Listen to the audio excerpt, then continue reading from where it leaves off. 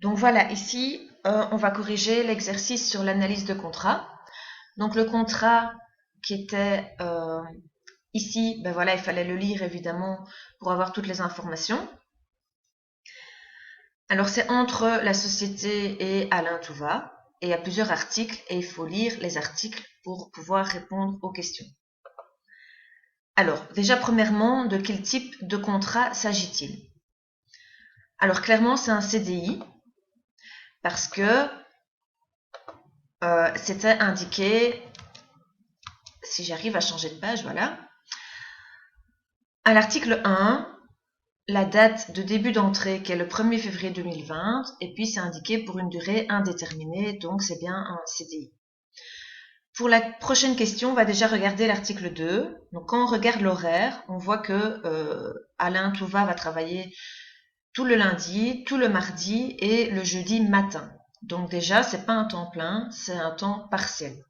Et ici, on peut estimer que comme il travaille 2 jours et demi, ça va être un mi-temps. Donc revenons aux questions. Première question, de quel type de contrat s'agit-il? CDI à l'article 1. Et vous devez être capable de citer des avantages et des inconvénients, aussi bien pour l'employeur que pour le travailleur, pour offrir ce type de contrat. Et tous les autres types de contrats qu'on a vus, donc vous devez connaître le tableau, les différents tableaux de caractéristiques, de spécificité et d'avantages, d'inconvénients que l'on a vus au cours. Alors, un des avantages pour l'employeur d'offrir un CDI, un contrat à durée indéterminée, déjà, c'est qu'il aura un travailleur pour une durée indéterminée.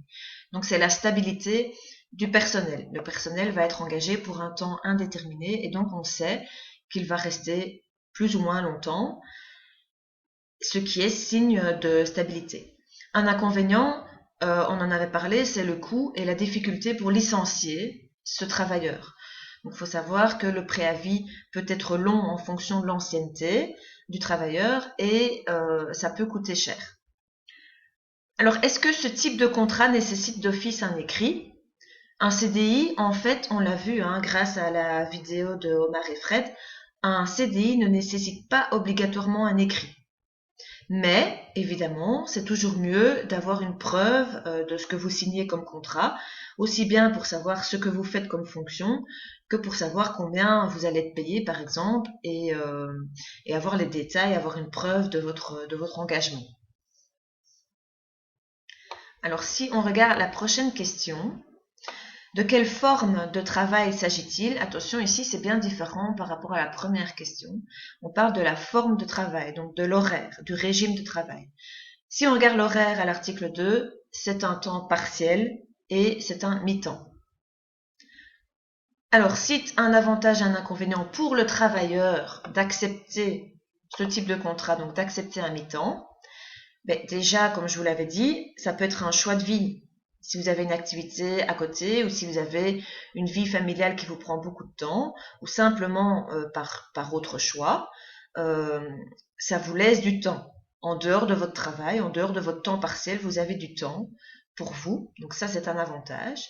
L'inconvénient, par contre, évidemment, si vous faites un mi-temps, vous êtes rémunéré en fonction de vos heures. Donc si vous faites un mi-temps, vous allez avoir un salaire qui n'est pas complet, qui est plus ou moins la moitié d'un salaire de temps plein. Donc évidemment, le salaire suit les horaires. Question suivante.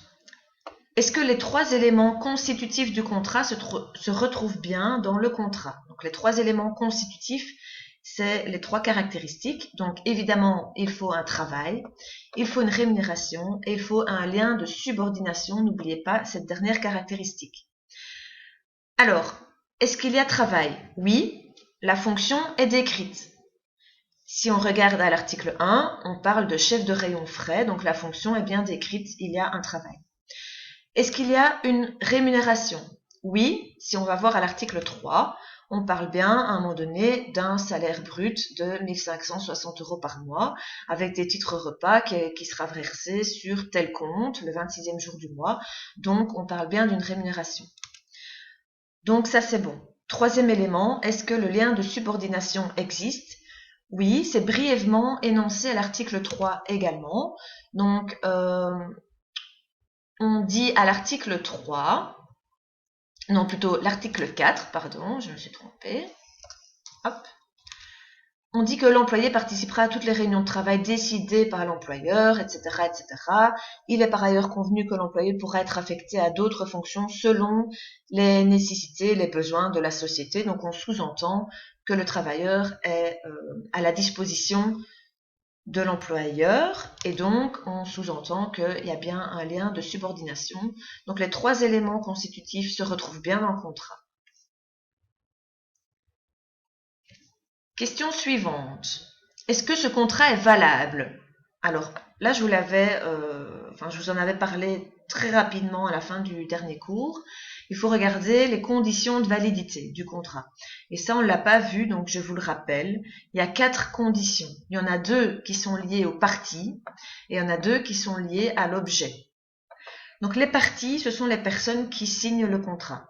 D'un côté, elles doivent être capables. Être capable également, ça veut dire avoir toutes les frites dans le même sachet, si on peut dire. Donc avoir les capacités mentales de pouvoir signer quelque chose. Être responsable, ne pas être mis sous tutelle ou ne pas être handicapé mental ou avoir un quelque retard. On doit avoir toutes ces facultés mentales pour pouvoir signer soi-même un contrat. Donc ça, c'est la première condition. Les parties doivent être capables.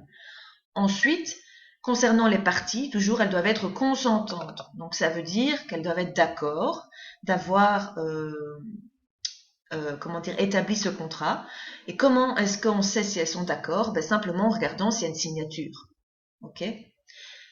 Troisième et quatrième condition de validité, c'est ce qui concerne l'objet du contrat, donc l'élément précis du contrat. L'objet doit être précis. Donc ici, on parle bien d'une certaine fonction, donc la fonction est précise, et l'objet du contrat doit être licite, doit être légal. On ne peut pas signer un contrat pour vendre son corps, par exemple, ça c'est illégal. On ne peut pas non plus signer un contrat pour dealer de la bœuf, c'est quelque chose d'illégal, et donc ça ne sert à rien de signer ce genre de contrat, vu que de toute façon, cette condition ne sera pas respectée, et donc le contrat ne sera pas valable. Dans notre cas, est-ce que les conditions sont toutes respectées? Les parties doivent être capables. Est-ce qu'elles sont capables? On imagine que oui. On ne sait pas, donc on va dire qu'on imagine que oui. Est-ce que les parties sont consentantes? Non. On ne sait pas si elles sont consentantes et on va sous-entendre que non parce que dans le contrat, il n'y a pas de signature en fait. D'accord? Les signatures sont manquantes, donc on va sous-entendre qu'il n'y a pas de consentement, on n'a pas la preuve écrite que le travailleur et l'employeur sont d'accord sur ce contrat. Donc non, il n'y a pas de signature. Déjà, vu que les parties ne sont pas consentantes, les conditions ne sont pas toutes réunies, donc le contrat n'est pas valable. Mais on va continuer. On va regarder les 2 autres conditions. Donc, est-ce que l'objet du contrat est précis? Oui. La fonction est bien décrite à l'article 1. Et est-ce que l'objet du contrat est légal, est licite? Oui, c'est une fonction légale. Être chef de rayon frais, c'est tout à fait quelque chose de licite. Donc, il n'y a pas de souci. Donc, toutes les conditions de validité sont réunies, sauf le consentement. Donc, le contrat n'est pas valable. Et faites bien attention à ça. Vous devez bien regarder que que les 4 conditions soient réunies, sinon le contrat n'est pas valable. Alors, on va parler des clauses. Donc, on avait parlé de certaines clauses, de 3 clauses au cours. Vous devez être capable de les repérer. Et donc, comme ici, de répondre à cette question. Donc, Monsieur Touva a fait une tâche sur son contrat. De quelle clause spécifique s'agit-il à l'article 5? Et donc, si on retourne au contrat, à l'article 5, bon, il y a une fameuse tâche, et ça cache le nom de la clause. En lisant le reste, vous devez être capable de dire de quelle clause il s'agit. Donc ici, on parle de formation spécifique qui est nécessaire à l'exécution de la fonction, et on dit qu'il y a une certaine clause qui est en vigueur à partir de la signature du contrat pour une durée de 24 mois.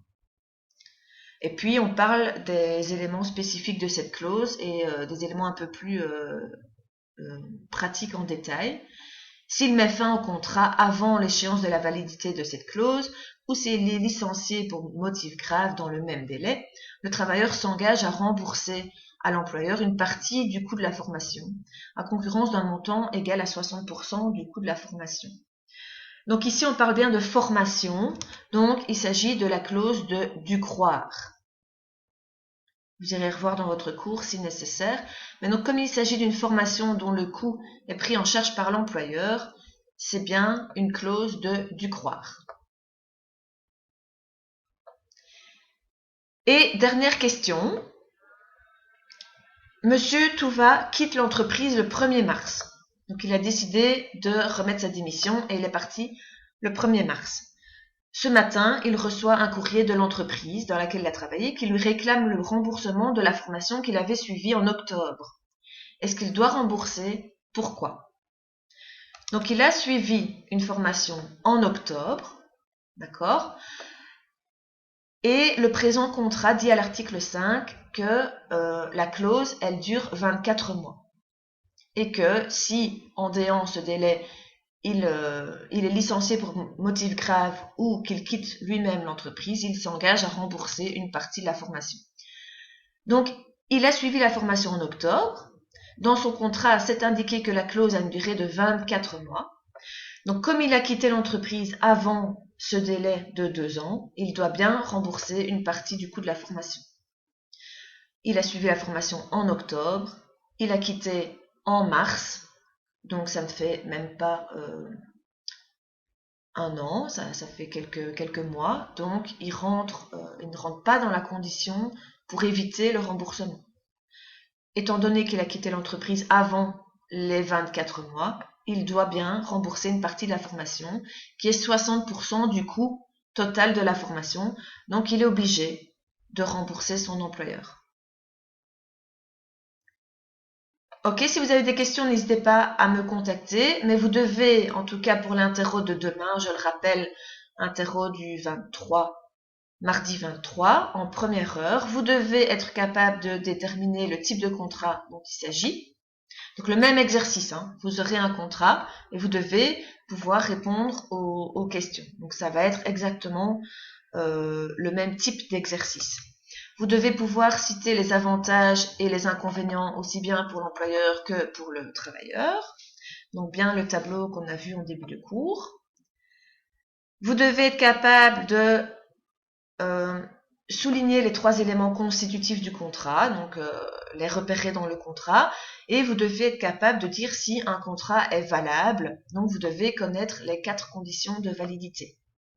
Ensuite, on avait vu 3 clauses au cours, mais vous devez les connaître, pas par cœur, je ne vous demanderai jamais quelle est la clause de dû croire, expliquer avec vos mots, non, pas de définition, mais simplement dans un contexte, comme ici, exactement, de quelle clause il s'agit, et alors une petite question éventuellement sur cette clause en rapport au contrat. Voilà pour l'interro de demain. Bonne journée.